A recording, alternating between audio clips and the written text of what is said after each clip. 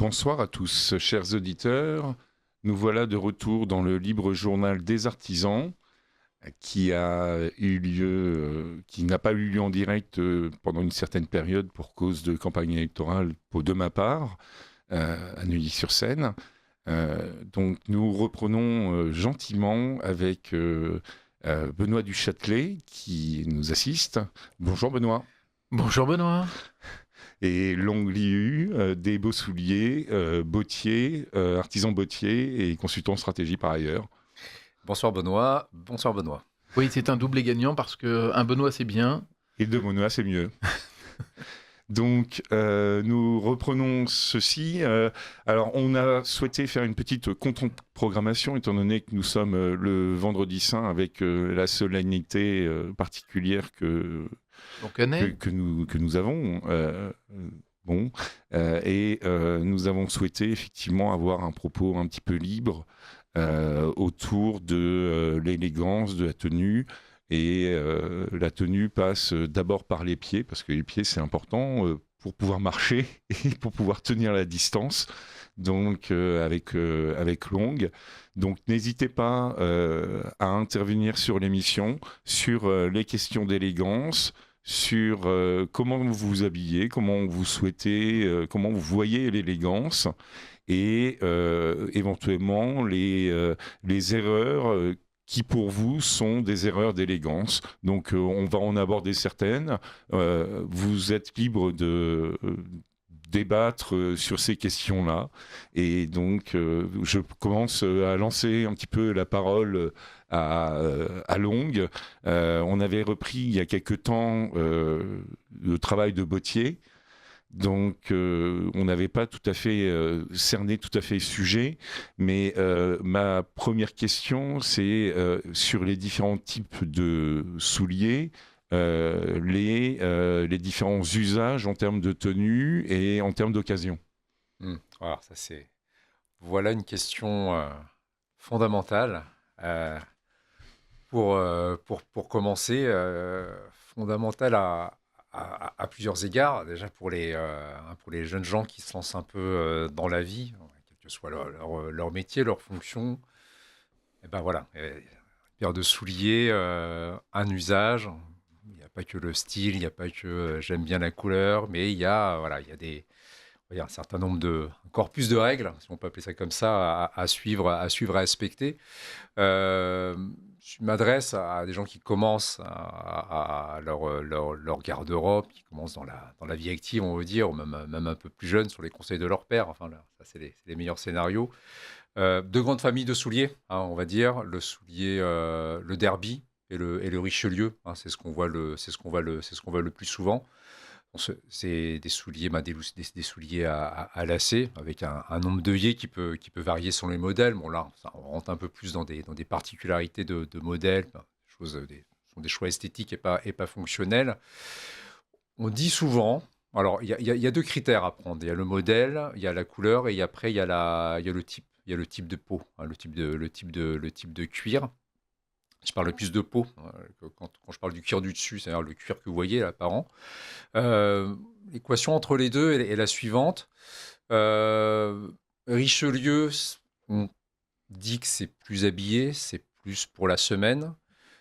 Et donc, quand on dit que c'est plus habillé, que c'est plus pour la semaine, on dit que c'est plutôt noir. Quand on vient au bureau, c'est plutôt noir. Et quand on parle de type de cuir, on va plus parler de box, c'est-à-dire un cuir lisse. Donc, ce que vous voyez, ce que vous avez, les deux Benoît, ce que vous avez au pied aujourd'hui, donc c'est du box, donc du veau. Oui, déjà vérifié. Voilà, plutôt, le scanner est passé. Le scanner est passé à des formations professionnelles, ça je suis désolé.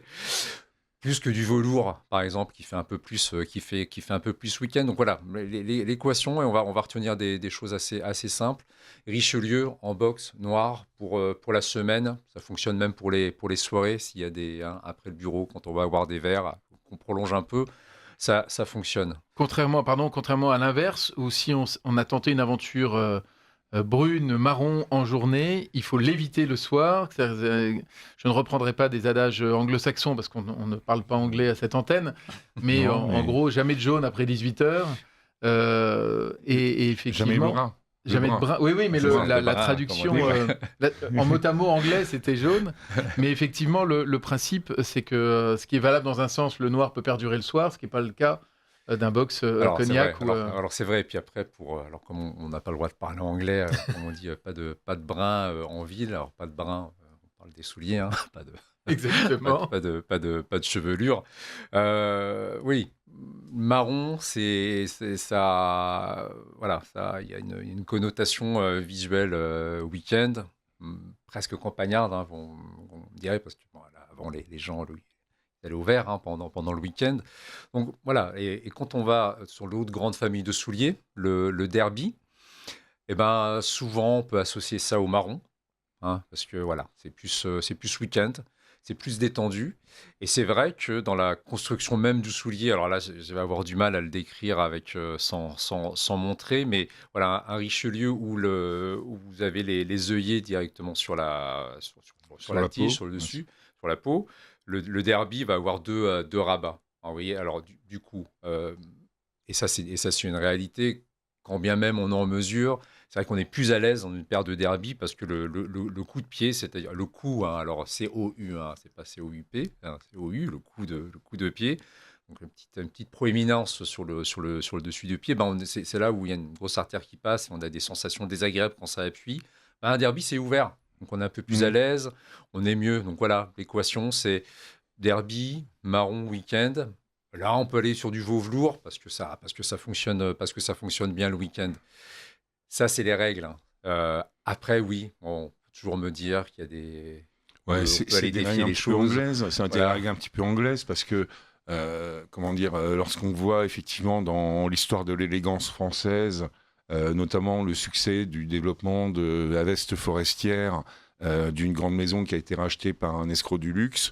Ça y est, je Ça vois. y est, on commence à tirer à blanc, pas à blanc. Qui a coûté cher à certains hommes Effectivement, politiques. c'était des gens qui s'habillaient à la campagne, à Saint-Germain-des-Prés, et qui effectivement pouvaient s'autoriser du brun sur les souliers. Donc, c'est pas forcément une règle. Disons que c'est une règle qui marche à la City. Beaucoup plus facilement qu'aujourd'hui dans les beaux quartiers parisiens. Ouais, Et la campagne anglaise étant un peu humide ou écossaise, du coup, des modèles de Chouka ou des modèles d'origine militaire se sont développés aussi. ouais, et c'est vrai que c'est... Oui, et c'est vrai que quand on va vers des... Voilà, le chouka, hein, c'est un très Allons-y, bon exemple, parce que parlons-en. là, le chouka, en plus, c'est une paire qu'on m'a demandé il y a pas longtemps. Il y a plusieurs choses sur le chouka, et là, c'est vrai qu'on rentre Peut-être dans un... qu'on peut expliquer ce que c'est qu'un chouka. Ce que c'est un chouka, c'est comme un derby, mais c'est montant. Voilà, c'est montant, ça va un peu au-dessus de la cheville. En général, c'est en veau velours. C'est plus beau dans un veau velours marron. J'ai eu exactement cette discussion-là il y a 2 jours avec un client. Il me disait, mais qu'est-ce que je suis à l'aise dans cette paire de souliers. Qui n'est pas donc boots, hein, qui n'est pas. Voilà, C'est un intermédiaire qui recouvre la cheville. Voilà, qui recouvre la Très cheville. peu d'œillets. Et le veau velours, c'est vrai qu'à Amen, alors il y a le derby, comme je disais tout à l'heure, ça donne de l'amplitude sur le coup de pied, donc on est un peu plus confortable, un peu plus à l'aise. Et il y a le veau velours qui envoie un signe, alors vraiment là, vraiment campagne et vraiment week-end en réalité. Moi, je remarque quelque chose, c'est que sur un costume Blaise de Sébastien bleu marine, par exemple, Merci.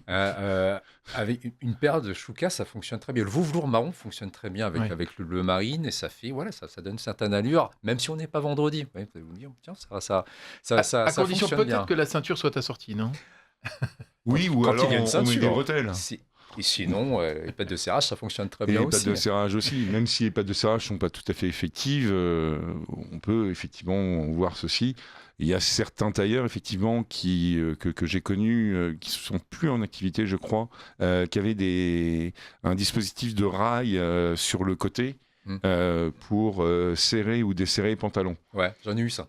Ouais. J'ai testé. Bon, ça fonctionne bien. Hein, Ça fonctionne bien. ça ouais. fait un peu mécanique, mais ça. C'est ça le quart fait un d'heure peu vintage. mécanique, mais Ouais. voilà, Mais- ça fonctionne bien. Mais effectivement, le côté chouka avec un costume, il y a un côté, ça me fait penser tout de suite un petit peu à un mélange des genres où on est, comment dire, on est un petit peu tout terrain, mais en ville.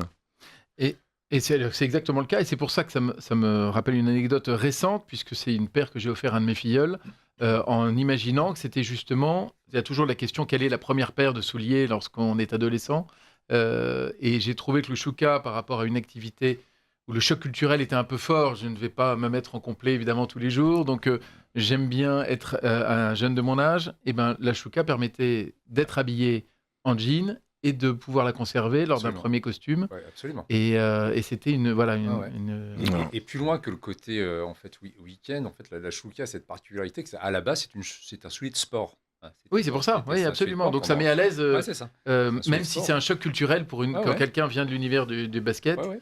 Voilà, clin Alors, d'œil pour moi, Eustache. j'ai encore plus loin. Je m'en rappelle, c'était en 2003, lorsqu'il y a eu la guerre en Irak. Paul Bremer, qui était le gouverneur général de l'Irak, missionné par Bush, où c'est encore la zone de guerre, eh bien, était, en tant que gouverneur général de l'Irak, était en costume, mais étant donné qu'il était encore en zone de guerre, pour avoir un côté encore un petit peu militaire, eh bien, avait troqué ses chaussures de ville pour des Rangers. Donc le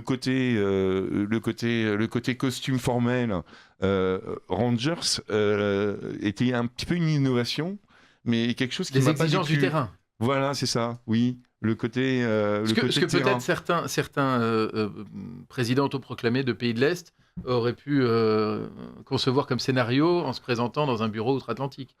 Tout à fait. Mais tu pensais à quel président autoproclamé des pays de l'Est? J'ai le souvenir d'une remarque de Trump envers Zelensky en disant qu'il n'était pas assez habillé pour venir dans le bureau ovale. Ah oui, Il aurait pu être en complet avec des chaussures. oui, tout à fait, oui. Oui, mais là, je crois qu'on est sur... on va peut-être... on va commencer à dériver sur les dérives de l'élégance masculine, parce que là, effectivement, on est au degré zéro de l'élégance. Hein. Oui, bien sûr. Oui, Donc- après, moi je rappelle que Zelensky à la base, alors autoproclamé, hein, attends, je reprends vos mots, mais à la base c'est un acteur. Bien sûr, Donc, présentateur, acteur, comique. comme il est, hein, qui joue du piano avec, voilà, vous l'avez vu, hein. Oui, Et donc, en tant qu'acteur, quand on parle de costume, quand on est acteur, et ben, on vient avec, voilà, c'est un costume, c'est un déguisement. On est en guerre, treillis, Ah non, il était dans son etc. rôle Voilà, et donc, d'arborer la tenue voilà, militaire donc, du quotidien, donc, absolument. voilà, avec, mais c'est drôle parce que c'est du neuf à chaque fois. C'est Oui, du t-shirt neuf, oui. un pantalon neuf très bien repassé. Et on voit pas assez dans les photos et dans les vidéos, mais je pense que les Rangers sont neufs aussi. Hein, Oui, on aurait pu croire un président français sur une base aérienne. Oui, absolument. Voilà. oui, mais là, ça paraît un peu comme du déguisement aujourd'hui et de la prise de posture. Il va pas jusqu'aux lunettes aviateurs. For sure. Il va pas... Ah oui, Ah, c'est vrai ça que y est. les lunettes Bah, aviateurs, Pardon, c'est moi qui commence en franchement, premier. Mais après tout, c'est une citation. c'est une citation. Ouais, il y avait des guillemets. Donc on a... Donc on a- non, on faisait le point sur effectivement le postulat. Par quoi commence-t-on? Quels sont les modèles un peu iconiques? Donc on a fait le tour des Derby, des Fleury, des Richelieu. Et ensuite, c'est vrai qu'on peut rapidement aborder toute une déclinaison de chasse, de golf, de chouka, comme on le disait, Voilà. de tout ce qui peut exister. je dirais presque en termes d'architecture, soit on monte au niveau du mollet, soit on descend au niveau du pied. Alors, je pense, on peut peut-être aborder effectivement les choukas qui étaient à moitié montantes. Et puis ensuite, on peut aller peut-être parler des bottes, et à l'inverse, et là, je crois qu'on aura des choses à dire sur les mocassins. Voilà. Voilà, bon, longue, Voilà, je alors, vous il y laisse a- On parlait des Anglais, choisir mais quelle orientation, là. l'Amérique nous a montré qu'on pouvait effectivement démocratiser le mocassin avec des cuirs incroyablement solides Ouais, c'est vrai. qui n'existaient Alors, pas forcément il y a en Angleterre. Je pensais que tu allais parler des Santiago, mais... Non, mais non. il y a un point intéressant quand même parce que on vit dans un monde où, voilà, quoi, en hiver, il y a beaucoup de chauffage et puis en été, il y a beaucoup de clim dans les bâtiments. Moi, j'ai remarqué quelque chose, c'est que les saisons amenaient une certaine esthétique, un respect de son environnement, un certain respect de la nature qui est un peu brouillé, mis en cause à cause de la clim et puis à cause du radiateur. En gros, Voilà, qu'on a peut-être plus besoin de porter des vestons en 450 grammes en hiver, parce que bon, on sait que les pièces sont chauffées. Pour autant, je trouve que c'est important. Le critère climatique est important. Moi, j'aime bien voir des mocassins au printemps, en été. J'aime bien voir des bottines en hiver. Ah, ça a l'air d'être une lapalissade, hein, ce que je raconte, mais on en parlait dans la salle d'attente tout à l'heure. Moi, j'en vois plein, par exemple, quand on se balade à la Défense, mettre des pantacourts, ce que j'appelle Ouais. des pantacourts en hiver avec des baskets et des chaussettes basses. Ouais. Ça, des accidents comme ça, vestimentaires qui arrivent. Mais voilà, bottines en hiver, mocassins quand il fait un peu, quand le temps le permet, quand il fait un peu plus chaud. Quand on parle de bottines, voilà, moi, je sais qu'il y a des clients qui aiment bien avoir alors au-dessus des bottines, alors, de bottes, hein, carrément. Si on dérive ça, alors il y a un côté, une origine très militaire, très cavalière en fait, à la base.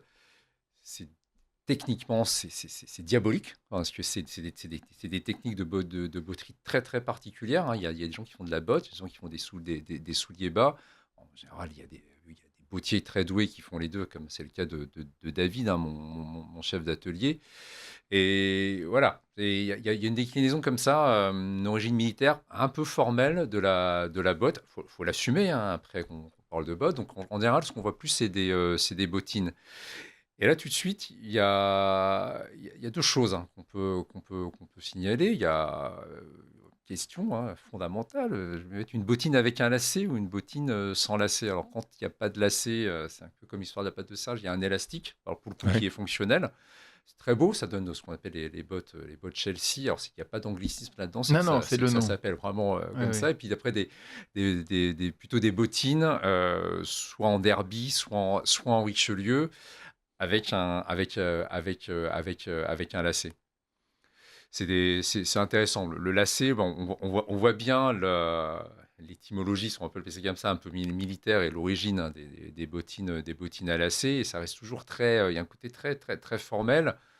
Quand bien même c'est en derby, on sent, hein, le truc un peu militaire, un peu formel dedans. Mais d'ailleurs, ça commence par des œillets, ça finit par des crochets Alors, oui, pour sur le modèle certaines, voilà, militaire. sur certains, sur ça, ouais, on peut rajouter des crochets au dernier niveau. Bon, c'est pas forcé, c'est pas une obligation. Et puis même quand on parle de climat, hein, si on épuise le sujet sur une bottine, allez, à lacet par exemple, parce que c'est le cas en général. Là, il y a des choses qu'on peut apporter. Tout à l'heure, vous parliez de chasse tout à l'heure. Il y a des coutures qui sont un peu plus isolantes. Alors là, je vais pas. En plus, c'est très dur à expliquer juste avec des mots. Vous voyez, il y a des coutures norvégiennes, hein, qu'on peut Ouais. Bien sûr, avoir. le cousu Ça donne norvégien. ouais, le cousu norvégien qui sont un peu plus épaisses, hein, allez, sur le côté du soulier. J'essaie de le décrire avec des mots le mieux possible. À Et ça, trépointe, peut-être. alors oui, alors la Oui, mais trépointe. ça, je crois qu'on peut renvoyer aux auditeurs, effectivement, sur rc.fr, de faire une petite recherche Mm. sur cette précédente émission où on avait effectivement évoqué le sujet, ce qui permettra de utilement augmenter le trafic du site internet à ce niveau-là, Voilà. et puis de passer sur ces questions sont très techniques et par ailleurs déjà traitées. On parle d'intemporalité, moi je voudrais remettre un petit peu l'église au centre du village. L'intemporalité, ce qu'il faut bien assumer quand on parle d'intemporalité, c'est pas le hors-saison, c'est pas le costume qui est toute saison.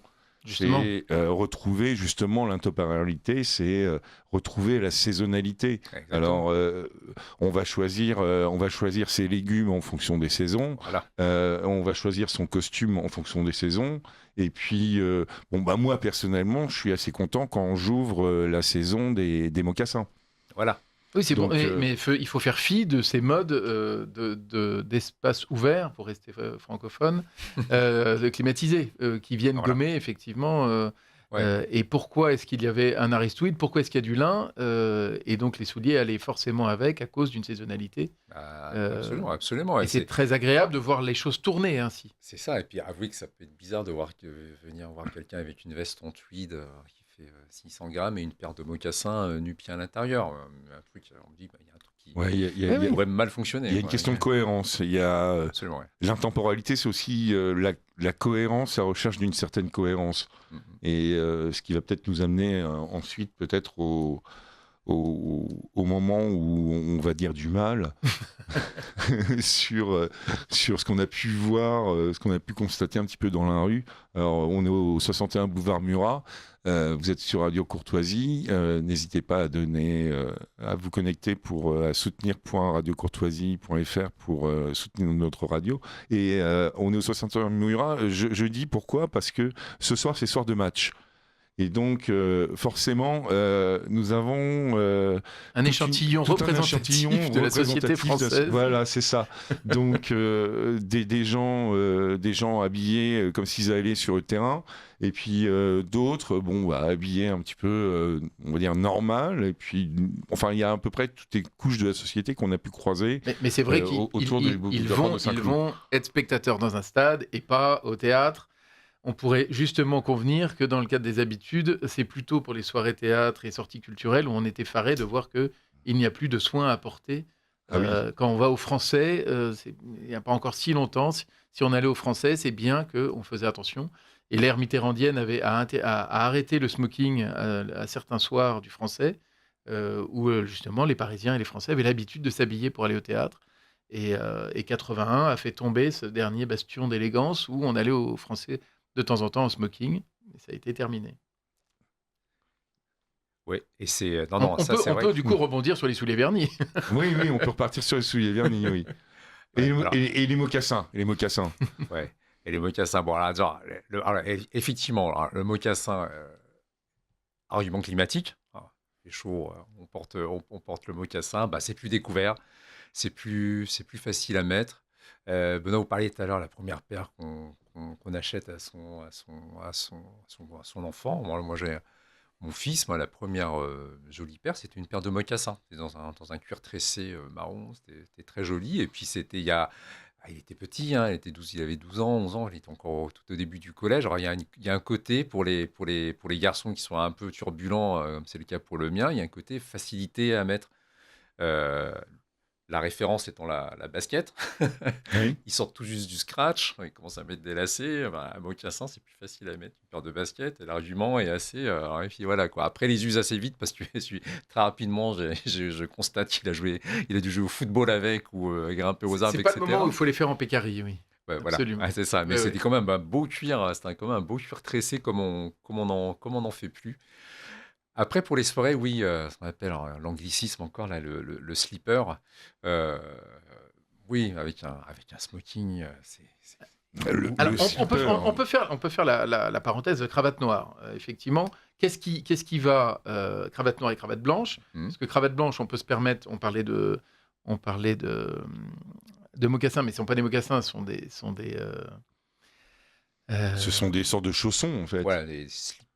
Les slippers, comment on peut définir les chaussons? C'est des chaussons brodés pour la ville. Oui, mais qui ne va pas avec la cravate blanche. Là, je pensais plus au modèle escarpin. Ce sont les escarpins glacés avec nœuds papillons de satin. Alors, voilà, on a encore il y a plusieurs écoles, là. Oui, mais souvent, la cravate blanche, c'est avec le plus féminin des souliers d'hommes. Et alors que la cravate noire peut être avec un modèle à lacets... Ouais, et là, c'est pareil. Là, c'est en général, moi, ce que je... Tant que c'est glacé. Tant que c'est verni. Ouais, et voilà, tant que c'est verni, il y avait des lacets de soie. Enfin, j'aimais bien ça. Il y a un côté très très féminin. J'en ai fait. Je suis allé acheter. Ça, c'est pour ma clientèle féminine. Je vais souvent acheter des rubans. C'est du ruban. Ouais, c'est du ruban que moi je fais moi-même. Parce qu'on fait aussi nos lacets parce que je déteste les bouts en plastoc. Donc, on fait nos lacets. Et c'est vrai que sur des rubans de soie, il y a un côté très féminin. Alors, on les prend d'une certaine couleur, même un noir sur un beau derby ou même un beau Richelieu verni, c'est très beau. Et c'est vrai qu'il y a une féminité, il faut l'encaisser, il faut l'assumer. Oui, oui. Mais la question ne se posait pas. C'est devenu, maintenant on regarde certains souliers un peu vintage. Féminin. En disant c'est un peu féminin, c'est un escarpin très ouvert qui descend bas. Voilà. Parce qu'on avait des chaussettes de soie, parce que c'était des bas de... Mais les rubans, c'était les premiers lacets. L'habit à la française au XVIIe, c'était des rubans. Il y a une superbe scène qui est totalement tragique dans Tous les matins du monde, lorsque la maîtresse de Guillaume Depardieu, qui joue qui joue Marin Marais, je crois, se suicide avec les rubans de la bottine de cour que lui avait offert justement son amant. Ouais. Et on voit des rubans, des vrais rubans, quoi. Ouais. Solide. Solides. Ouais, c'est vrai. Et c'est une bonne remarque. Ça, il y en a qui ont le souci d'avoir une mort élégante. Alors c'est toujours impressionnant. Et c'est vrai que nous, à faire parce que moi, j'aime bien faire pour les ongles que j'évoquais tout à l'heure, je ferme mes lacets, je ferme mes lacets moi-même, parce que je veux pas le truc en plastique et quand on marche dessus, ça s'écrase et ça fait un chou-fleur et ça, c'est pas beau, hein, c'est désagréable.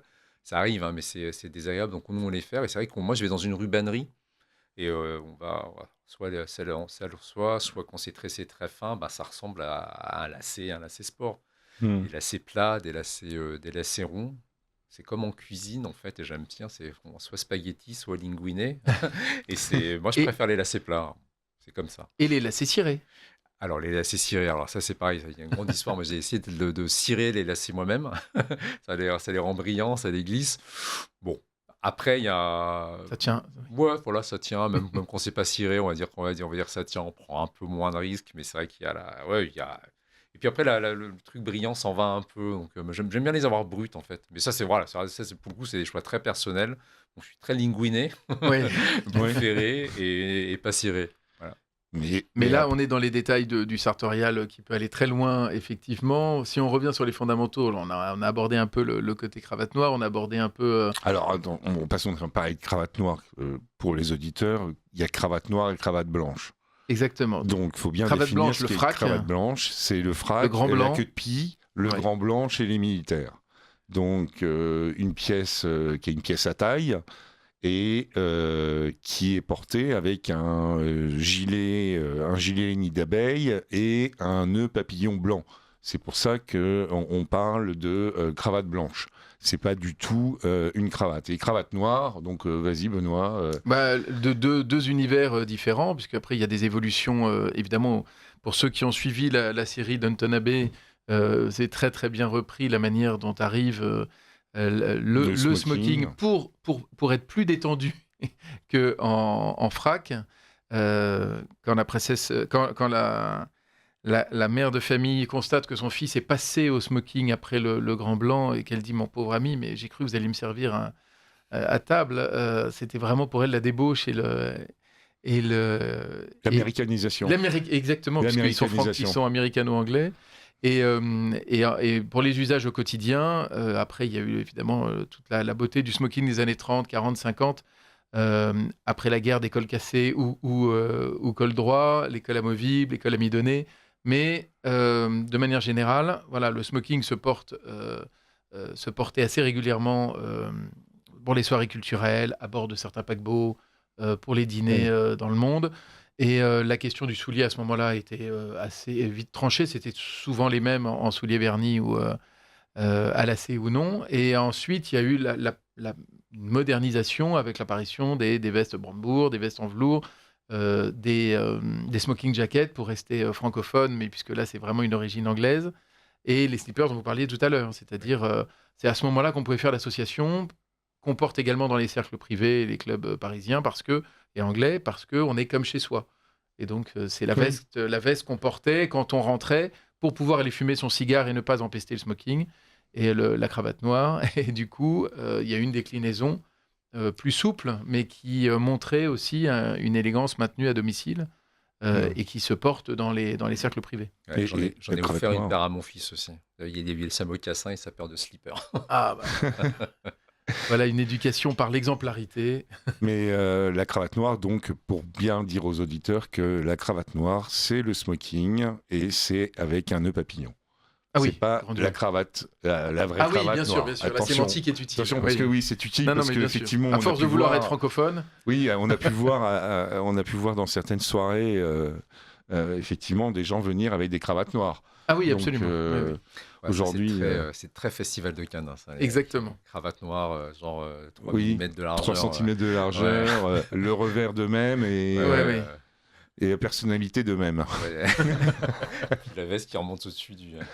Et, qui remonte très très haut derrière. Ouais. oui, il y a ça. Il y a aussi cette longueur de veste. Il y a cette longueur de veste. Qu'est-ce qu'on voit normalement, une longueur de veste, ça doit toucher, ça doit atteindre le bas du fessier. Alors, Et en fonction de la forme, la morphologie de c'est l'individu, le creux de ses doigts. et le creux de ses doigts. Et aujourd'hui, que ne voit-on pas avec des vestes un petit peu étriquées et qui sont au niveau de la ceinture du pantalon. Mais parce que c'est à la mode, voyons. Bon alors, définissons, commençons à détruire. Vouloir être dans le vent, c'est avoir un destin de feuille construisons. morte. Et cette veste, ouais, c'est ça. Et cette veste, ce type de veste, souvent vient avec les pantalons super courts. Et moulant. Les pantacourts et moulants. Et moulant. Et donc, en fait, on a l'impression qu'il y a un côté. J'ai mis mon costume dans la machine à laver, il a super rétréci, mais je le porte quand même. Mais, Même si ça me va pas, parce que Ouais, ou alors, j'ai même piqué- si ça ou me j'ai va piqué pas, le parce costume qu'en de plus, mon petit ça frère. va pas. Oui, c'est ça, et ça va pas à toutes les morphologies, oh non. mais on se force quand même à l'intérieur, et souvent ça vient avec une paire de baskets blanches. Ouais. Mm. Ça, c'est une façon de parler, de ne C'est pas ça. donner le mot anglais. Et donc, des chaussettes, bravo. et des chaussettes basses, voire des chaussettes, Des chaussettes invisibles. à l'intérieur. Et faut chercher d'où ça vient. Ça, moi, je me rappelle ce truc-là dans les années 2000. Alors, je commençais à bosser, je suis arrivé à Paris comme beaucoup de personnes, petit provincial, pour travailler, pour les études ou pour travailler. Et il y avait les premiers. Alors, c'était c'était l'époque, vous vous souvenez, hein, les premières startups, c'était le mot qui venait d'arriver dans la langue française. Jeune comme ça. jeune pousse. Ouais, jeune pousse. Oui. Et c'était une nouvelle société qui arrivait. Alors, c'était la bulle Internet. Moi, je bossais à la bourse à l'époque. Et on voyait ça, on constatait ça. Et on voyait le nouveau type d'entrepreneur. Oui, il y a eu un je me uniforme de suis- ouais, c'est ça. start-upper. Et c'est que ça, l'uniforme. Mais je me rappelle, c'était un magazine genre l'Express ou je sais pas quoi, ou Nouvelle Obs à Challenge. l'époque. Bon, j'avais ouvert et c'était écrit voilà la nouvelle panoplie du start-upper jeune Cool. pousseur. Et il y avait costume et basket. Mm. Et au début, je sais pas, c'était vraiment bizarre, quoi. C'était incongru, c'était étrange. Alors, C'était incongru et étrange, c'est certain, si on a envie de faire l'avocat du diable, parce que là, on aurait peut-être tendance tous les trois à être d'accord, donc j'essaye de faire un pas de retrait, un pas de recul. À partir du moment où on a expliqué qu'il y avait une raison aux choses, une raison aux tissus, une raison aux matières, puisqu'il y a un nouvel environnement, c'est normal qu'on invente de nouveaux codes. Mm. Puisqu'ils sont dans des bureaux climatisés, ils ne ressentent pas les saisons, c'est pas le même impact et la même Ouais. vie. Donc, très bien, il y a eu un nouvel uniforme. De la même manière, je me souviens aussi de la télévision et de l'impact des présentateurs télé. Il y a eu une sorte d'uniforme du présentateur télé. Et le costume qui avant était plus habillé qu'un dépareillé, parce qu'on peut parler, avant de revenir au soulier, on peut remonter un peu. Oui. L'élégance était dans le dépareillé à la campagne, le week-end, dans les matières et dans les styles. Le complet porte bien son nom, donc pantalon et veste qui se complètent, qui s'assemblent. C'était un élément plus habillé. Et il a été démocratisé par les présentateurs télé. Et là, c'est devenu n'importe quoi à ce moment-là, dans les matières et dans les formes. Ouais, il y a l'influence de la mode quand même, parce que je pense que tout ce qui était un petit peu trop court et tout ça, je crois que c'était la marque de fabrique d'Azedine Alaya. Voilà, on ne connaît pas trop la mode parce qu'on est des artisans. Et puis, on est plutôt dans l'intemporel, mais on ne suit pas la Fashion Week ou la mode, la semaine de la mode dans toutes les capitales mondiales. Je vais le remplir en une seule fois. On va faire un chèque, on va faire un chèque global pour Cochon pour ce soir.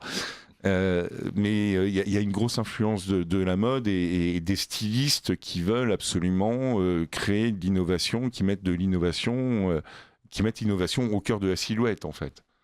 C'est quelque chose qui se retrouve plusieurs années après dans les marques de prêt-à-porter, une fois que ça a été passé au tamis des relations presse et du Nouvel Obs et de la toute la presse mainstream en fait.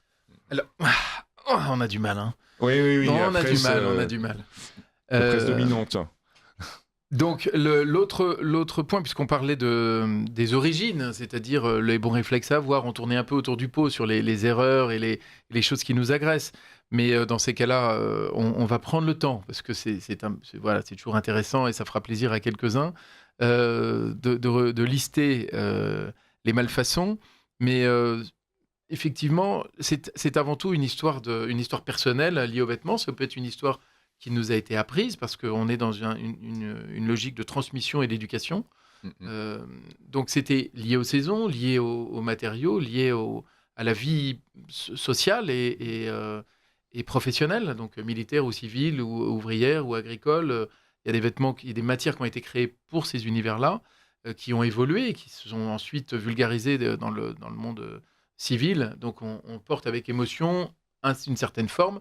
Pourquoi est-ce qu'il y a des plis d'aisance sur certains vêtements portés en ville ? Je dis ça en regardant notre patron d'émission qui incarne, comme d'habitude, l'élégance masculine et qui a une pièce avec plis d'aisance dans le dos. Mais on le retrouvait chez le chasseur, on le retrouvait pour tous les mouvements où il y avait besoin d'amplitude. Et pour les souliers, c'est pareil. Ils avaient tous une origine, une raison, une histoire. Et c'est intéressant. On parlait du chouka, donc vient d'origine militaire, se développe dans le civil et offre toujours un agrément et un plaisir sans être en décalage. C'est-à-dire qu'il y a un usage, en fait. Un nouvel usage. Mais un nouvel usage, mais il y a à l'origine des usages. Ah oui, exactement. À l'origine des usages. Le pantalon demi-saumure, effectivement, c'est pour l'équitation. Ouais. Lorsqu'on regarde des vieux livres de coupe, vous avez des pantalons de marche. Les pantalons de marche sont un petit peu plus larges que le saumure même, de manière à pouvoir traverser les fossés. Donc il y a beaucoup de choses qu'on retrouve à l'origine et puis après qu'on retrouve peut-être parfois en ville parce que justement peut-être un créatif un petit peu plus créatif que d'autres, c'est-à-dire qui s'inspire de l'histoire, qui remet presque au goût du jour une certaine pièce. Absolument. Alors il y a ceux qui en revanche ont créé des pièces qui ont fait fureur dans les années 30. Hugo Boss a décliné des catalogues où il montrait des pantalons d'équitation pour des gens qui ne sont jamais montés à cheval, juste pour l'élégance de la chose. Donc voilà, plutôt là, sur des motos et puis des Panzers. Ouais. Mais cavalerie légère. La cavalerie légère. Mais voilà, effectivement, il y a toujours ce mixte entre l'élégance qui peut en transparaître et l'utilité même du vêtement. Donc d'où le fait que pour nos auditeurs qui regardent, je prenais l'exemple de ce que j'avais à ma droite. Alors moi je prends l'exemple de ce qui est à ma gauche, qui est à ma gauche. Benoît a un manteau, pardon, un manteau en tartan et lequel tartan en fait a une histoire. C'est le tartan Black Watch. Celui du premier régiment, c'est le nom du régiment, donc il n'y a pas de cochon. C'est le nom du régiment, du premier régiment des Highlanders, qui était fidèle à la couronne et qui est passé en fait dans le grand public. Exactement. Alors l'histoire des tartans, c'est tout à fait juste. J'ai essayé de le pousser jusqu'au nœud papillon. Ouais, tout à fait. C'est le même nœud papillon. C'est le même tartan. Assorti au manteau. Ça, mais l'histoire des tartans, c'est effectivement là une émission à part entière. C'est extraordinaire et qui montre l'importance de l'histoire, l'importance des origines.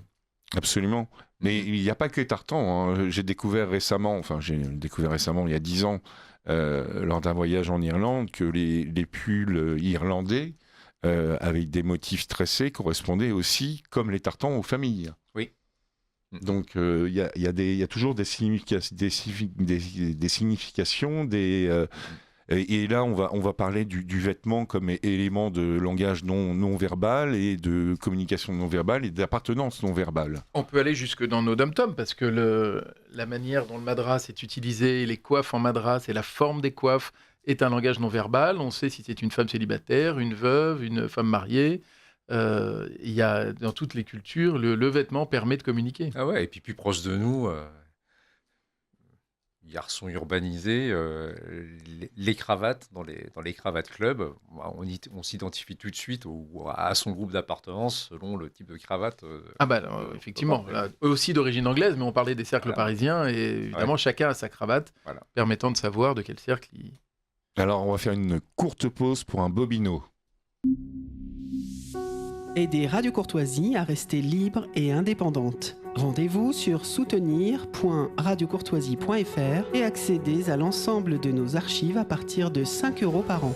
Vous pouvez également envoyer votre chèque de soutien à Radio Courtoisie, 61 boulevard Murat, 75 016 Paris. Oh.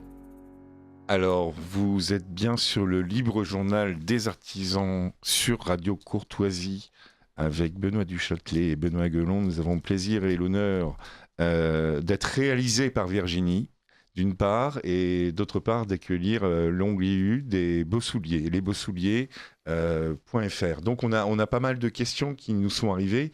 Alors qu'est-ce qui distingue pour vous un beau soulier d'un soulier simplement fabriqué et longue?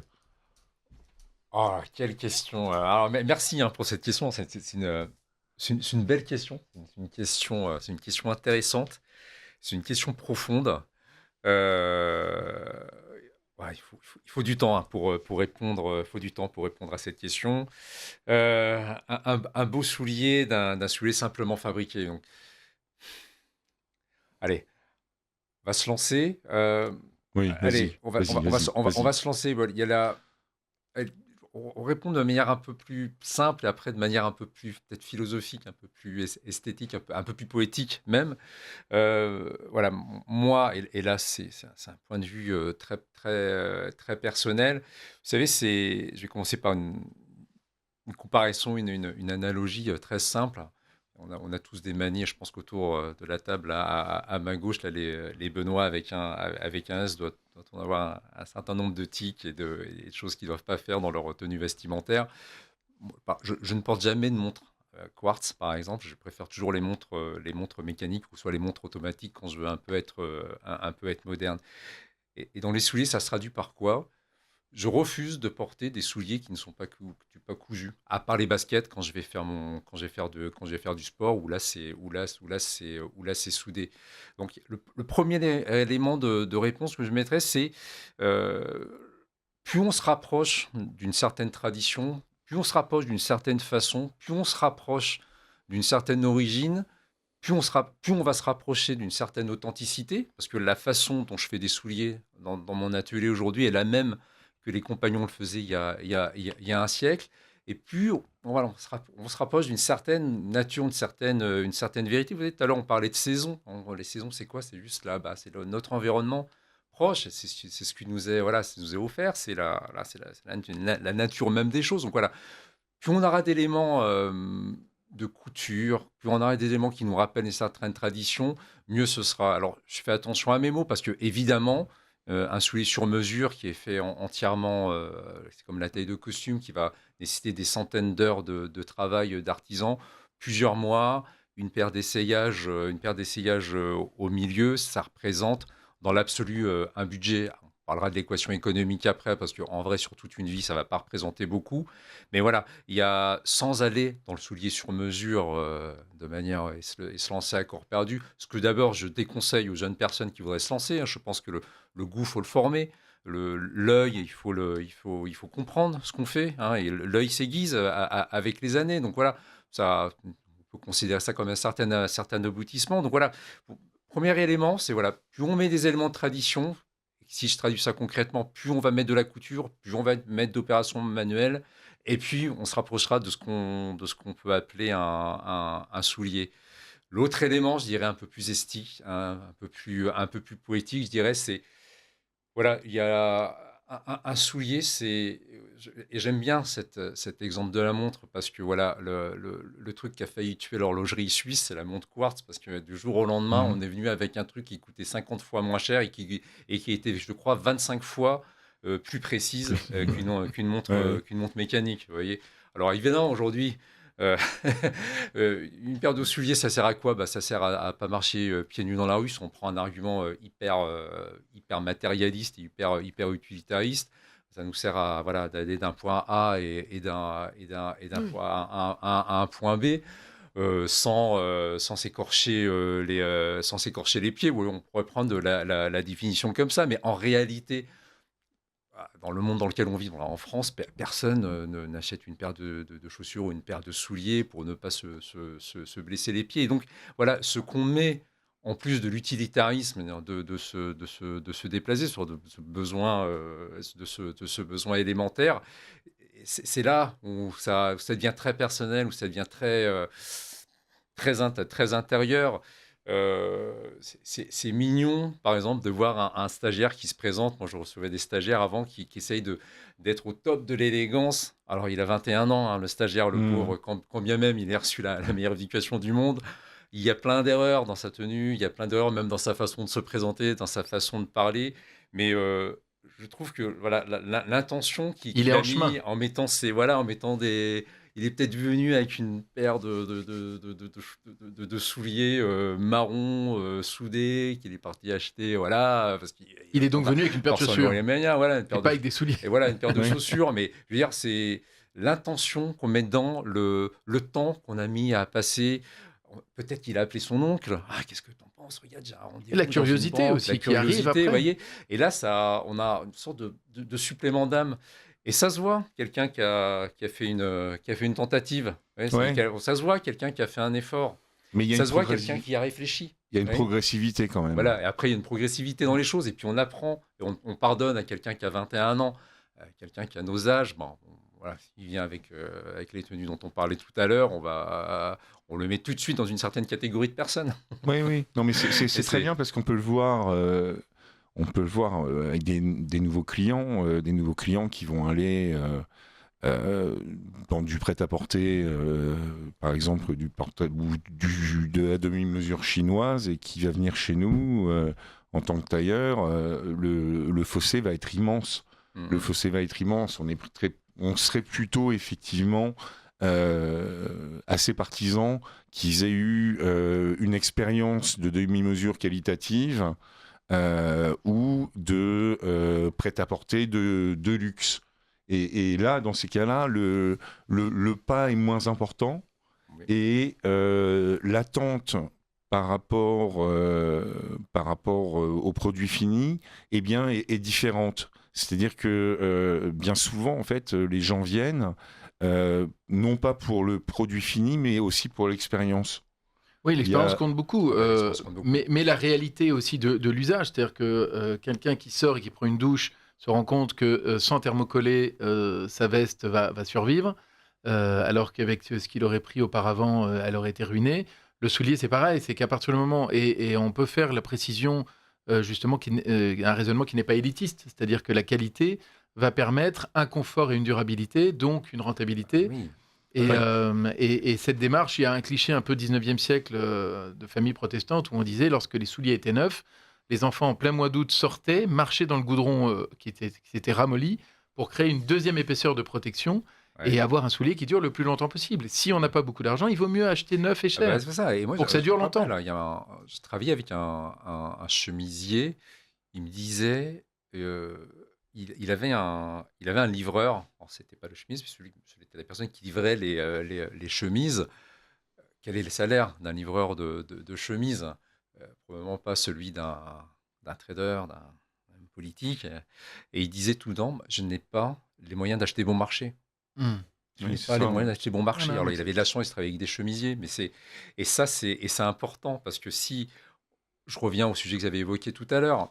Évidemment, c'est un budget, un costume sur mesure. Évidemment, c'est un budget, une paire de souliers sur mesure. Mais l'équation économique est la suivante. À partir du moment où on atteint l'âge où son pied arrête de grandir, jusqu'au moment où on va arrêter de porter des souliers, allez, on va dire entre 20 ans et 80 ans, avec les 90 avec les progrès de la médecine, 70 ans devant nous. En prêt-à-porter, l'homme moyen en France achète combien de paires de chaussures? Combien d'argent il va mettre dedans? Mais des dizaines et des dizaines de milliers d'euros. On va peut-être atteindre 100 000 euros. Vous voyez, pour certaines personnes, si on compte tout, parce que voilà, il faut les acheter, les choses.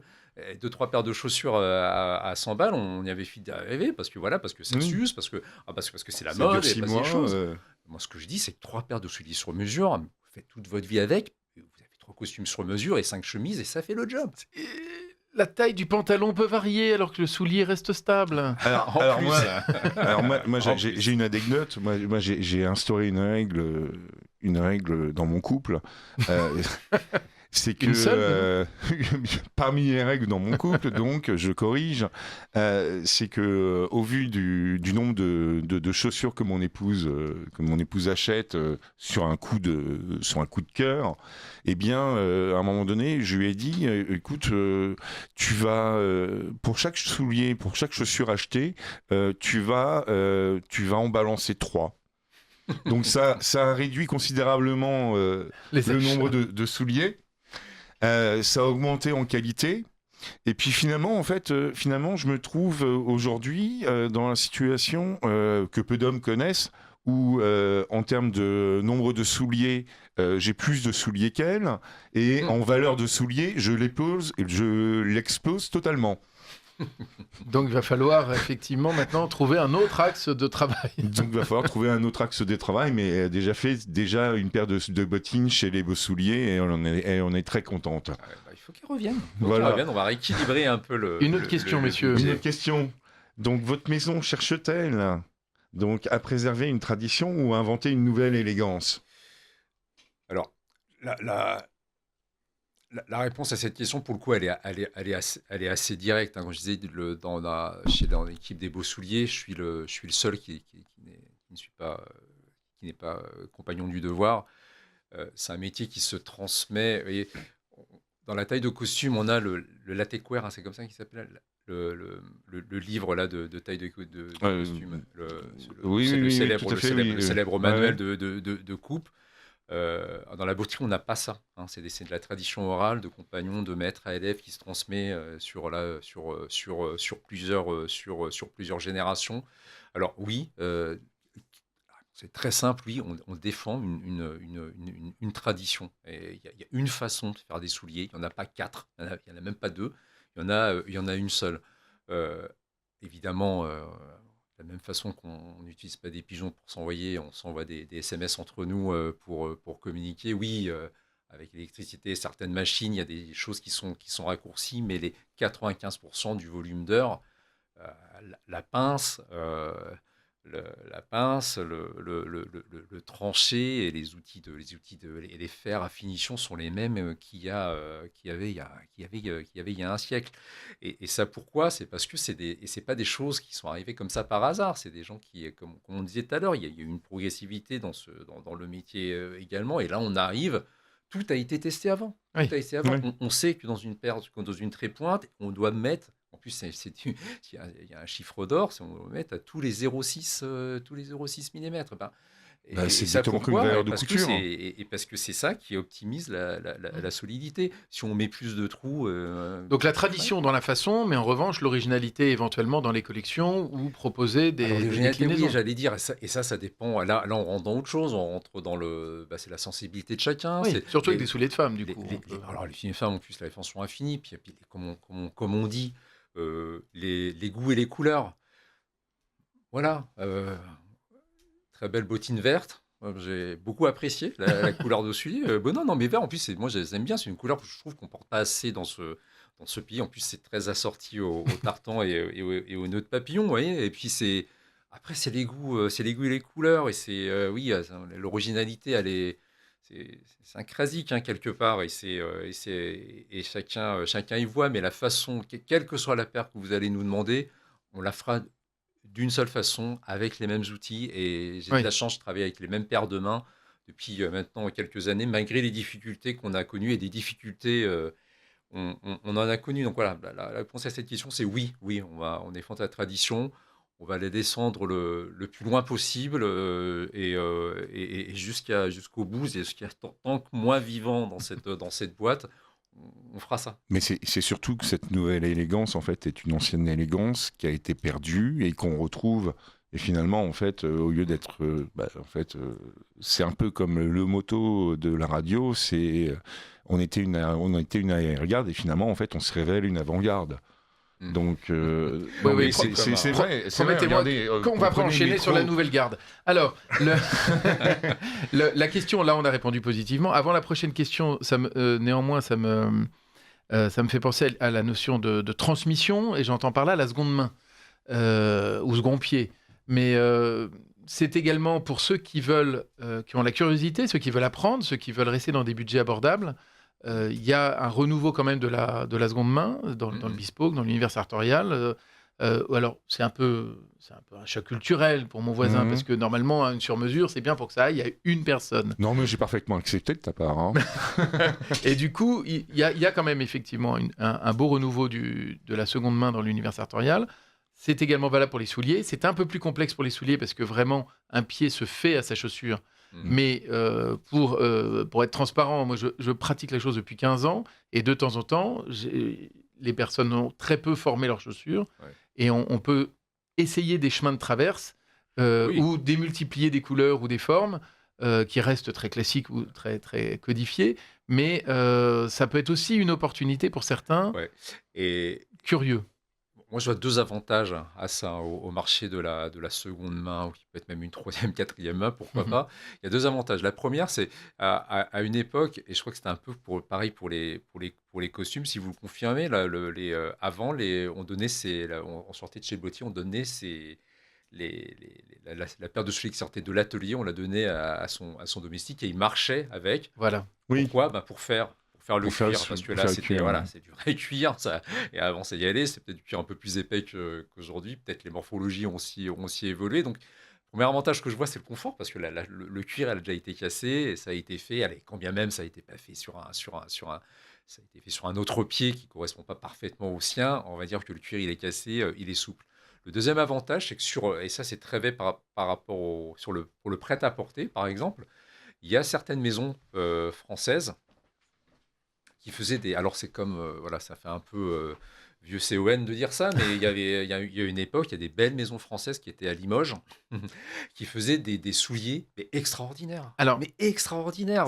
Ils avaient même leur tannerie à l'époque, et là je parle d'un temps que les moins de 30 ans on va plus connaître, mais si on tombe sur les modèles de cette maison-là des années 80, je dis allez-y. Avec une lettre en fin d'alphabet, peut-être. Voilà, c'est ça. Ouais. Mais alors, pardon, une anecdote, ça me fait plaisir que vous parliez de ça, parce qu'on parlait de tradition ou de transmission. Et j'ai eu la chance de bénéficier d'une paire de mocassins de cette maison bicolore, bleu marine et blanche, qui a plus de 70 ans maintenant. Voilà. Et donc, quand j'allais sur une boutique des Champs-Élysées avec, ils avaient envie de la prendre et de la mettre en vitrine et de parler de l'histoire de la maison. Et ensuite, mon propre père, du coup, me faisait part d'anecdotes quand j'avais 18-20 ans, en disant qu'il allait avec son beau-père à lui, sur les Champs-Élysées, choisir un modèle. La personne, à ce moment-là, était capable de lui dire dans quelle partie de la bête vous voulez ce modèle. Et on fait comme d'habitude, je vous la laisse en vitrine pendant 6 mois pour qu'elle prenne une teinte que, surtout, ça ne fasse pas soulier neuf. Oui, bien sûr. Oui. Et donc là, quand on parle de ça, on a l'impression d'être effectivement dans des temps immémoriaux. Oui, mais c'est uniquement père et grand-père. Bah voilà. Oui. Et moi, je me rappelle, Benoît m'avait montré un jour sa collection de vieux magazines Adam, un vieux magazine masculin. Il y avait dans les pages de publicité des liasses de tissu. Oui, c'est ça. On n'était pas dans des costumes, des modèles, des mannequins, etc. On vantait regarde cette belle. Oui, des mannequins qui faisaient la gueule ou des trucs comme ça, comme aujourd'hui. On a une question en fait. Beaucoup de questions. On a beaucoup de questions. Ouais, c'est sympa. Mais un commentaire. Alors, un cher monsieur, un auditeur, je conteste ce que vous dites sur la durée des produits chers. Mon expérience est que ces produits ne sont pas plus solides. Il est difficile de prévoir la solidité d'un produit et le prix n'est plus une assurance. Alors, je vais vous répondre. Je crois qu'on va faire l'unanimité. Oui. On est tout à fait d'accord avec vous, cher monsieur. C'est ce qui fait, depuis, on parlait de la revue Adam, c'est ce qu'on constate dans l'évolution de cette revue, l'émergence de l'industrie du luxe. L'industrie du luxe, en fait, c'est un oxymore, en fait. Quand c'est du luxe, c'est forcément d'artisanat. C'est jamais d'industrie. Et donc, le ratio entre le prix sorti d'atelier et le prix de vente n'est plus celui du prix de l'artisan, mais le prix du rêve et du marketing et de tout le blabla qu'on en fait tout autour. Donc, je me souviens, il y avait quelques années, une pub où une célèbre marque de chaussures qui est devenue une marque de chaussures qui commence par un B et qui finit par UTI, avait mis dans un magazine qui était possédé par le même groupe en disant écoutez, nos souliers sont faits aussi avec du liège. Mais j'ai envie de dire, mais bravo. C'est l'évidence même, non? Oui. Après, ouais. Disons que le côté positif, c'est que il y a un petit peu d'éducation, on va dire que que le rempli, parce que ça s'appelle comme ça, il est fait dans une pâte de liège qu'on sèche avec de la colle, etc. Donc on apporte quand même une information. Mais c'est vrai que où est oui, alors peut-être dans une paire de tongs, on ne met pas de rempli, dans une paire de claquettes non plus, mais oui, dans Oui, dans acheter toutes une les paire de chaussures tongs, et même les chaussures bon marché, Oui. il y a un rempli et c'est fait en liège en général. Acheter une paire de tongs 100 balles avec des initiales qui sont Avec qui une sont pas lettre. les siennes ou une lettre lettre. qui. Comment ça? Une certaine lettre, ouais. Oui. Personne ne s'appelle Hector et va Voilà. acheter une ceinture avec un H dessus, quoi. Mais Voilà. cet agacement d'avoir des investissements dans des produits dits de luxe qu'on espère increvables, il faut là aussi à nouveau aiguiser sa curiosité parce que ça n'est plus du tout le critère suffisant. J'ai en mémoire 2 femmes d'expatriés qui étaient en Chine, près des grandes usines qui fait De tout Shenzhen, le textile exactement. Oui. Et donc, une des deux félicitait la tenue de sa fille et elle dit: où est-ce que tu as trouvé ça? Parce que vraiment, j'aime beaucoup. Et elle m'a dit: c'est un peu particulier. C'est un manteau qui vient de telle marque sur lequel j'ai rajouté les boutons d'une autre marque. Parce que mon mari donc pilotait les 2 usines et j'ai constaté que le cahier des charges qui était demandé par les marques, c'est pour ça que je n'ai pas les citer, dans un cas, une marque de luxe où le manteau est 4 fois le prix de l'autre, la clientèle, c'est une consommation unique. Donc, on met le beau manteau pour le dimanche à la jeune fille qui ne va pas durer plus de 6 mois puisqu'elle va grandir et qu'elle ne donnera à personne. Quand l'autre marque touche les mères de familles nombreuses et le manteau doit durer plus longtemps. Donc, on met les coutures sont de meilleure qualité, les fils sont choisis pour ça. Et donc, le rendu et la survie est beaucoup plus longue sur celui qui était plus abordable parce que la clientèle n'est pas la même. Donc, l'autre est un sujet de luxe, mais comme il est jeté d'une certaine manière après un usage, il ne cherche pas à le rendre solide. Donc, évidemment, le prix et le luxe n'est pas un argument suffisant. Ouais, et là, tous les trois autour de la table, on converge vers le propos de l'auditeur. Mais alors, peut-être, si on arrête, on intègre un autre élément d'explication qui pourrait peut-être expliquer le propos, parce que là, on est tous d'accord avec ça. Le prix n'est pas un signal Non. de qualité. Si on met ça en perspective par rapport à un costume sur mesure, une paire de souliers sur mesure, et je le répète encore, oui, c'est un budget certain dans l'absolu. La démonstration que je faisais tout à l'heure sur toute une vie, l'équation économique, ça c'est quelque chose qui fonctionne. Mais comme disait Benoît tout à l'heure, vous allez voir un artisan, ce qu'on paye, c'est l'heure de travail. Oui. Quand on va dans une grande maison de luxe, quelle qu'elle soit, enfin les maisons de luxe, Oui. dans les finitions usuelles, on paye les mannequins, le marketing, le loyer sur les Champs-Élysées, la holding et la Ferrari du patron, etc., etc. Et puis les salaires des gens qui servent à rien entre les deux. Si vous avez déjà bossé dans une grande entreprise du CAC 40 un jour dans votre vie, à la fin, oui, on fait des marges x 10, 11, 12, 13, 14, 20, jusqu'à 20. C'est pas pour rien que ces gens-là font partie des familles les plus riches du monde. C'est parce qu'il y a évidemment il y a beaucoup de marge.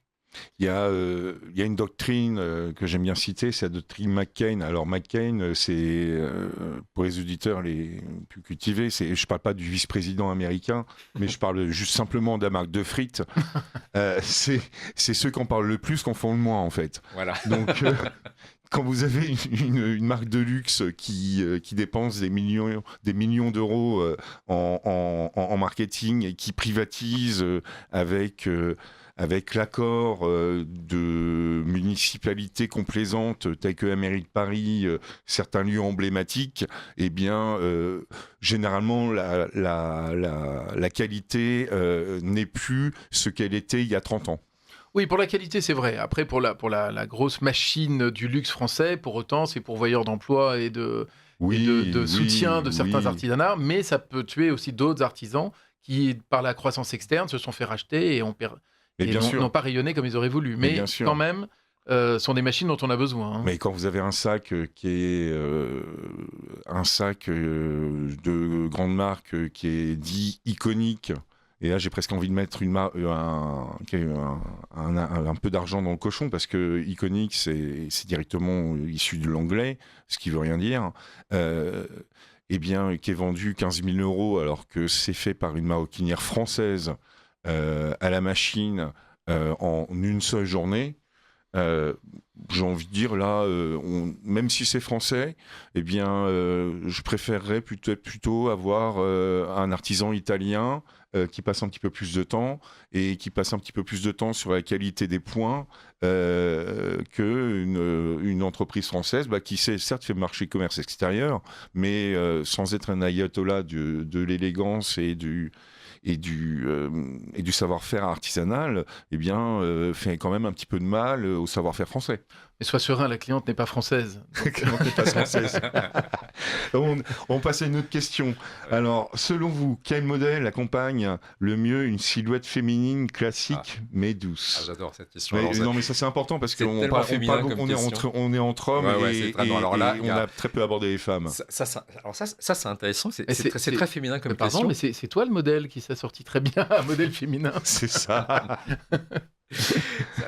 Merci pour cette question. Je sais pas, j'aime bien imaginer que c'est une auditrice qui a posé cette question. Alors là, je vais avoir un premier propos. Qu'est-ce qui magnifie, qui embellit le mieux et qui met le plus en valeur la silhouette d'une femme ?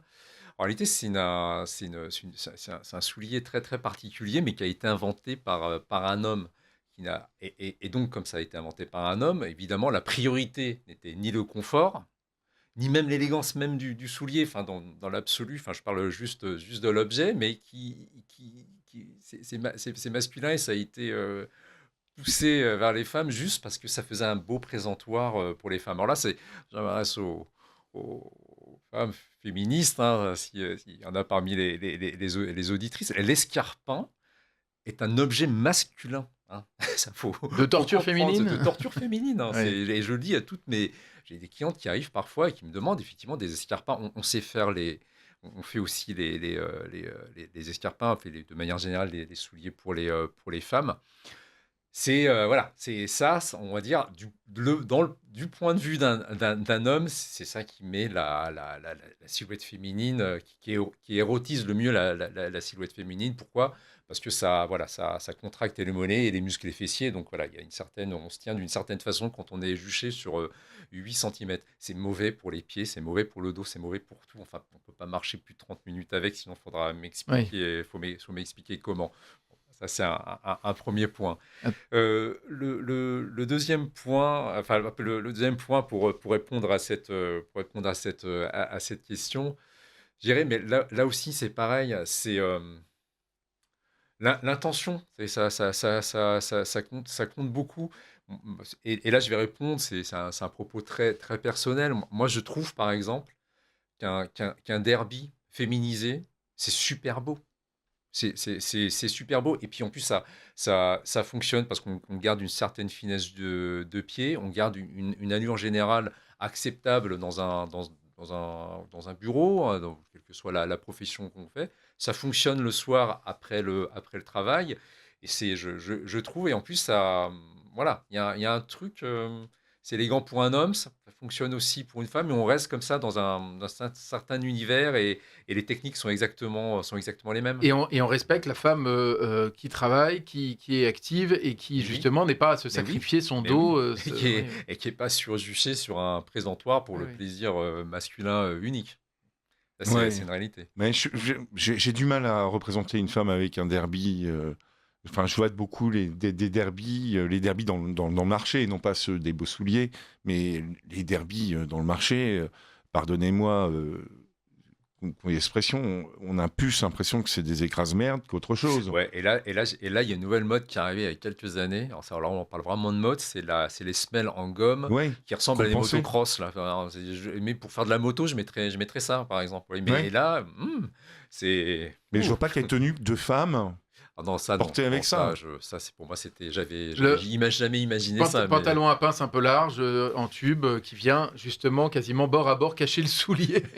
Oui, c'est ça, ouais. Il faut un pantalon pour cacher le soulier.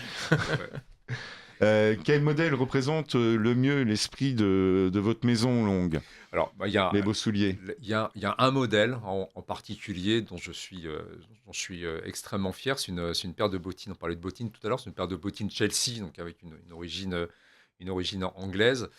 Voilà, je l'aime bien fois encore, on parle d'intention. J'étais très fier de ce modèle. Et je l'ai dessiné. Pour l'anecdote, sur un post-it, à l'époque, je travaillais dans une grande entreprise, hein, je ne peux pas la citer, mais je m'ennuyais pendant une réunion. Alors moi, je dessinais toujours des souliers dans mes agendas, dans mes cahiers, au lieu de prendre des notes. Et là, je devais m'ennuyer beaucoup. Mais merci pour cet ennui qui a été généré, parce que là, j'ai dessiné la plus belle paire que j'ai là sur mon présentateur. Donc, c'est une paire de bottes, une paire de bottines Chelsea.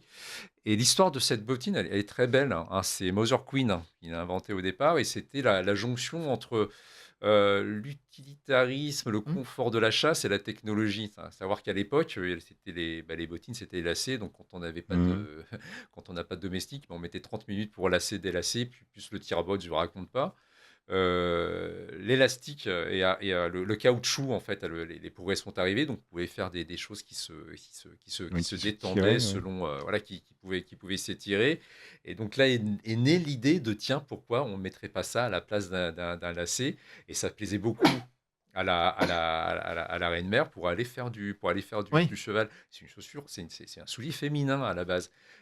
En plus, ça s'est masculinisé, les hommes ont trouvé ça aussi pratique et remis à un grand coup de mode dans les années 60 grâce aux Beatles.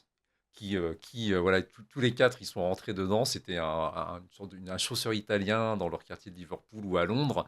Et c'est très, quand vous voyez les photos des Beatles, mais quand ils commençaient, donc années 60, avant le truc, la deuxième période un peu plus psychédélique, ils ont un talon cubain, c'est-à-dire un talon qui va vers l'intérieur. Et quand on les voit sur les photos, ils étaient déjà bon que les gars, ils faisaient un peu garçon de bonne famille, donc Ouais. costume gris avec des bottines Chelsea noires et un talon cubain donc qui va vers l'intérieur. Vous ferez attention aux photos.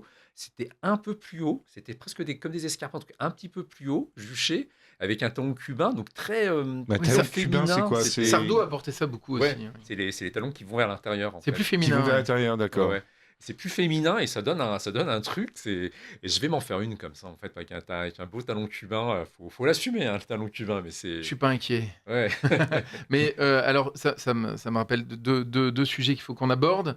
Le fait d'avoir une petite ligne féminine. Vous avez une anecdote à nous faire part tout à l'heure d'une cliente improbable qui mérite qu'on s'arrête sur cette Ah, anecdote. oui. Et pour autant, je reviens sur le côté militaire, puisqu'on parlait des choukas d'origine militaire au départ.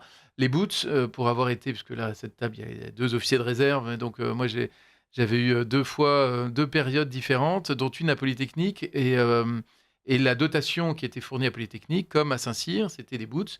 Alors, d'une maison française, mais qui n'est pas celle de Limoges. Aujourd'hui, en tout cas, c'est une autre maison. Non, c'est la maison du deuxième roi d'Israël, c'est ça? Laquelle? Salomon? Non. Non, non, Non. non, non, non. Pas le deuxième. Non, non, non, non. Là, on est plus dans le début de l'alphabet que dans la fin de l'alphabet. D'accord. Mais pour dire qu'effectivement, c'est un modèle qu'on retrouve donc très masculin, avec un élastique très fort, qui sont ferrés devant, derrière, et pour la marche et pour le pas. Donc tant pis pour le dos, mais voilà, très militaire. Et surtout sans couture, donc dans le prolongement de l'élastique.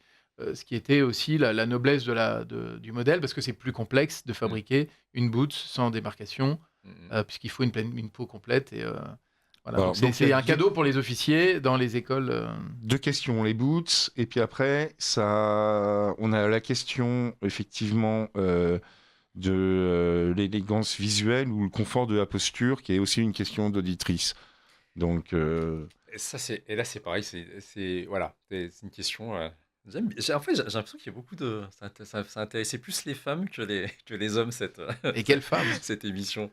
Euh, Plusieurs éléments de réponse à ça. On peut répondre en plusieurs points. L'élégance visuelle et le confort de la posture. Alors là, on va mélanger un peu les concepts, parce que moi, je trouve qu'il y a plusieurs niveaux de confort. Et là, je vais me permettre d'utiliser les mêmes mots, mais avec des combinaisons différentes. On a le le confort intellectuel, le confort visuel et le confort sensoriel. Le confort intellectuel, Oui. qu'est-ce que c'est? Oh, bah, c'est les pointures, faut savoir, c'est quelque chose de normatif. C'est venu avec l'industrie. Donc, c'est du 42, du 43, ça fait 27 centimètres et demi, et cetera. Moi, je pourrais très bien dire que ce que je porte au pied, c'est du 58, c'est du 52. Ouais, Mm. ça, c'est juste normatif. Et en plus, pour un artisan, bottier, ça n'a pas trop de sens. Ça papa, Les ouais. pointures, je prends les mesures et ben ça. Donc, le confort intellectuel, si je vous dis, bah tiens, voilà, je suis du 42, enfin, si je suis une femme, si je suis du 37, du 38, machin, ça devrait mieux aller. Donc, voilà, je serais plus à l'aise que dans une 37. Mais ça, c'est complètement intellectuel. Et Mm. deuxièmement, il y a le confort visuel. De manière générale, les femmes n'aiment pas se considérer comme des personnes qui ont des grands pieds. C'est comme ça. Voilà, c'est comme ça. Et vous verrez, c'est toujours un peu plus court, les souliers pour les femmes. Et donc, c'est un peu plus, voilà, un peu plus ramassé. Et ça, c'est ce que j'appelle le confort visuel, parce qu'on regarde dessus comme ça et on se dit, tiens, ouais, c'est pied court, pied long. Et puis, voilà, il y a une certaine, voilà, j'aime bien me voir comme il y a une confort, parce que j'aime bien me voir comme ça. L'autre Bah, élément de confort Berthe au visuel, grand pied, hein, ça reste dans voilà. l'inconscient populaire, oui, Ah, bien voilà. sûr. Et l'autre élément de confort, c'est visuel, c'est quand on a des bouts pointus ou des bouts ronds. C'est comme si je vous donnais un verre vert et un verre rouge. Vous allez avoir l'impression que le verre rouge, l'eau, elle est plus chaude que dans le verre vert. Mhm. Et ça, c'est complètement visuel, parce qu'en fait, le confort, là, il faudrait que je vous le montre sur une forme, mais le confort, il vient, c'est pas relié au cerveau avec le bout des pieds. Je peux faire des bouts complètement pointus, et je sais que ça va aller parce que le confort ne vient pas là, mais quand même, on peut pas s'empêcher de Mhm. penser que ça va être serré sur un bout pointu. Là, le confort visuel. Après, il y a le confort sensoriel, et ça, c'est très individuel. Et ça vient quelque part du rapport qu'on a avec la douleur. Je suis désolé de m'exprimer comme ça, mais et c'est très culturel. Ah, je vais vous donner un exemple. Un Russe, par exemple, les gens d'origine russe, quand ils chose du 45, ben, ça les dérange pas de porter du 44, du 43 et demi. Vous voyez une pointure en dessous. Ils aiment bien être serrés dans les chaussures. Une personne africaine aime bien être lâche dans ses souliers. Donc, vous verrez tout un petit peu d'espace. Et en plus, la morphologie du pied sont un peu différentes selon les cultures. Après, voilà. Et après, tous ces éléments-là, toute cette équation-là, en fait, va vous donner on peut mettre ça sur le même mot confort. Parce que voilà, j'aime confort visuel, j'aime bien me voir élégante comme ça, avec un petit pied sur une Mais ce petite que j'entends, pointe. c'est que quand on a le pied de sa cliente dans la main et qu'on sait ce qui va être bien pour elle à la lumière de ce qu'elle a demandé, il va falloir être très pédagogue parce qu'il va y avoir un déclenchement subjectif Ah, qui va absolument. intervenir, alors que vous savez que ça a été fait comme il faut. Il faut même l'anticiper. Non, Bien mais Il faut sûr, même bien l'anticiper. sûr. le confort d'un pied ou justement le confort d'un vêtement, de toute manière, pour nous, c'est le cahier des charges de base. Mm, mm. Ouais. Après, Et c'est pour ça. l'élégance visuelle, c'est une co-construction qu'on a avec le client où on essaie de trouver son besoin, ses envies, d'où il vient et où il veut aller. Il y a un itinéraire d'élégance à ce niveau-là. Mais le sujet confort de la posture, parce que c'est aussi une question aussi bien précise qui était la question sur le confort de la posture, c'est quelque chose qui est pour nous un cahier des charges. Et quand je parle de confort de la posture, c'est-à-dire que c'est pas à l'essayage, au garde à vous. Mm, mm. C'est moi bien souvent lorsqu'on fait des essayages, à un moment donné, j'enlève le miroir. Comme ça, la personne ne se met plus au garde à vous. Et donc, à partir de ça, Elle peut vivre avec son vêtement. se relâche. Ouais. Et donc, à partir de ça, ce qui permet en fait d'ajuster au mieux, D'avoir la vraie position. d'avoir la vraie position. Mm, mm. Ouais, ça c'est. La posture en général, c'est même plus structurant pour le tailleur que la paire de souliers. Que ça, on voit plus la chose dans l'ensemble. Et c'est vrai que comme le confort, c'est quelque chose. Enfin, c'est vraiment, on est au millimètre près, j'ai un millimètre en moins et mal placé, on peut avoir mal toute la journée dans ses souliers. C'est vrai que le mot confort revient souvent, mais après, moi, je mettrais un point d'intention à ça, parce que je dis souvent ça à mes clients, vous venez chercher le confort avant tout.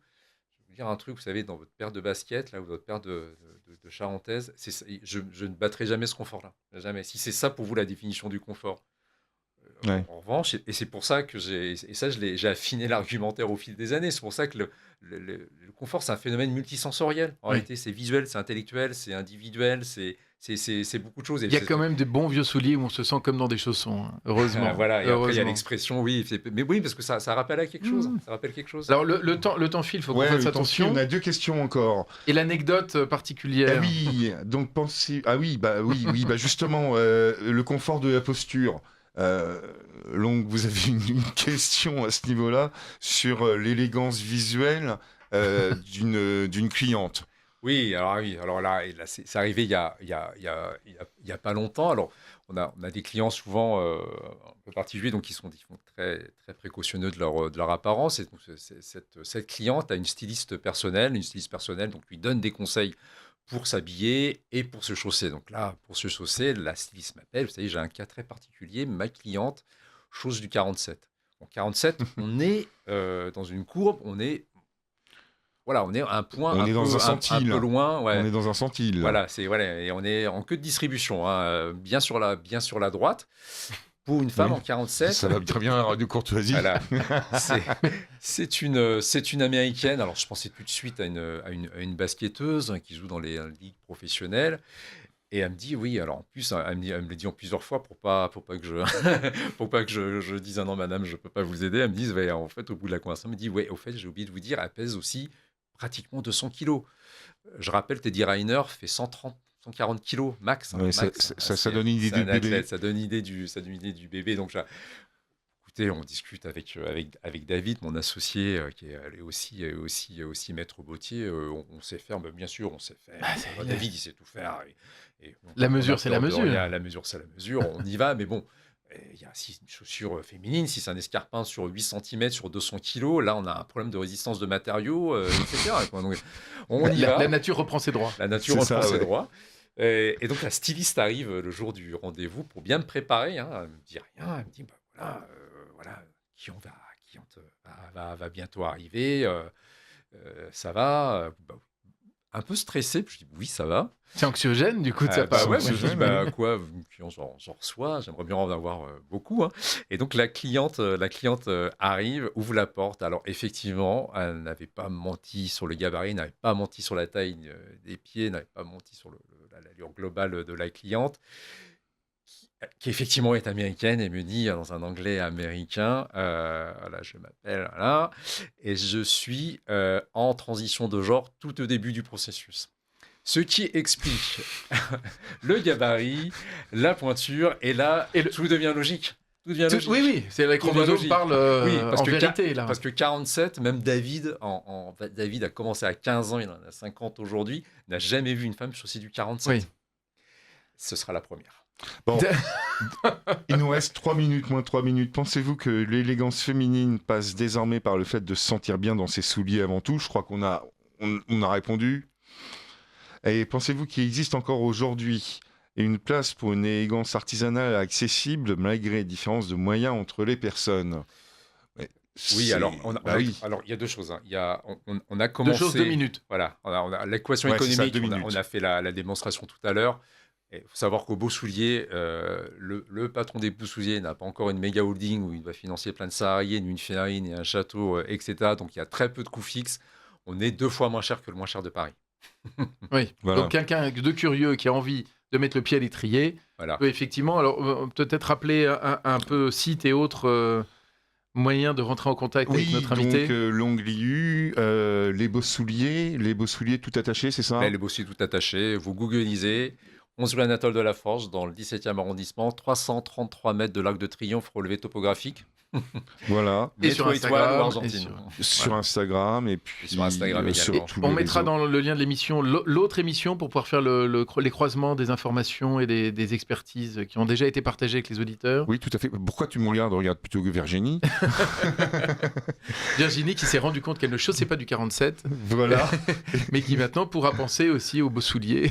Non, mais discussion très intéressante. Il nous reste 1 minute 30. Un dernier mot. Est-ce qu'on peut dire Est-ce Un mot qu'on plein peut dire quelque d'espoir. chose, mais est-ce qu'on peut finir sur quelque chose de méchant? Ah, que c'est casse-pied Les baskets et les costumes. casse-pied de prendre du temps de faire un beau soulier quand La quelqu'un silhouette, oui, la silhouette moderne aujourd'hui qu'on trouve à la Défense. des chaussettes basses qui ne tiennent pas. Les chaussettes basses qui ne tiennent pas, les baskets avec les costumes ternes. Et moi, ce qui me choque aussi beaucoup, c'est la doudoune sous la veste. Parce que c'est un triple échec. Mais pourtant, c'est très pratique. Mais non, mais voilà. Alors, premièrement, pourquoi? Parce qu'on estime que la veste coûte moins cher que la doudoune. Qu'on préfère se faire mouiller la veste, donc la veste est de mauvaise qualité, Exactement. qu'on n'a pas les moyens de s'acheter un manteau, et que en plus, en rajoutant une doudoune sous une veste, ça veut dire qu'en fait, on n'a pas une veste sur mesure qui correspond parfaitement à sa morphologie. Et que la doudoune, c'est pratique. Et comme disait Florence Foresti dans un de ses sketchs, mais la casquette ventilateur aussi, la banane aussi.